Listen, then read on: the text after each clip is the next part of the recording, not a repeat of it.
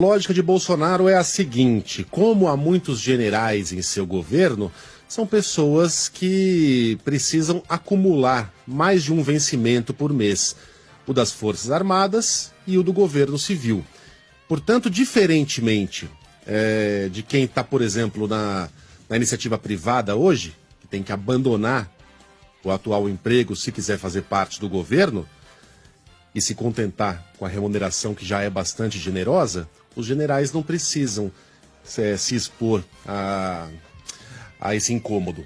Eles simplesmente acumulam 2 vencimentos e recebem, portanto, um teto duplo. É como se o teto valesse para todos nós, mas eles morassem numa casa, num sobrado, numa casa com 2 andares, podendo acumular, portanto, o dobro dos vencimentos. É mais uma do governo mais mamateiro da história da nação. A mamata acabou no governo Bolsonaro?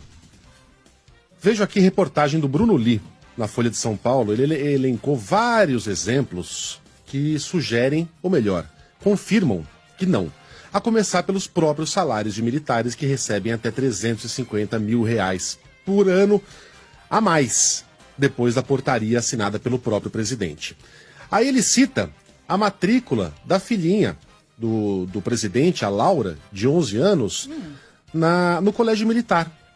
A matrícula aconteceu em caráter excepcional, não houve necessidade de processo seletivo e para que a Laura pudesse entrar nessa escola, Jair Bolsonaro deixou de ser um coronel reformado e tornou-se na prática um coronel da reserva.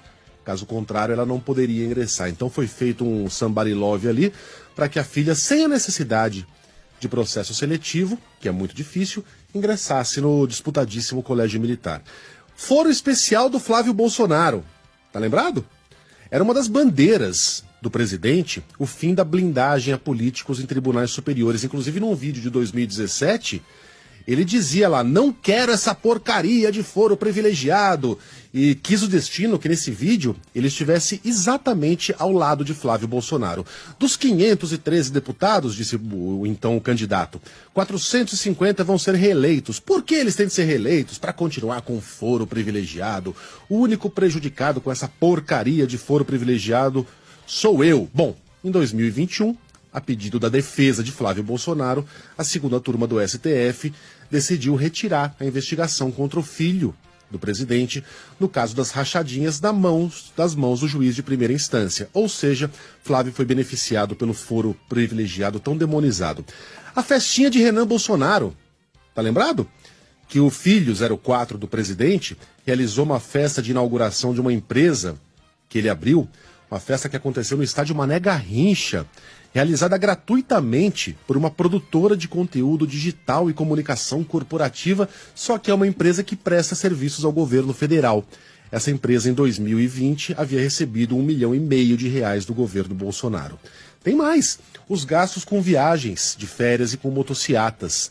O governo federal informou que foram gastos quase R$2,5 milhões de recursos públicos nas motociatas de São Francisco do Sul, em Santa Catarina, e no Guarujá, exatamente no período de agravamento da pandemia da Covid-19. Os voos da FAB.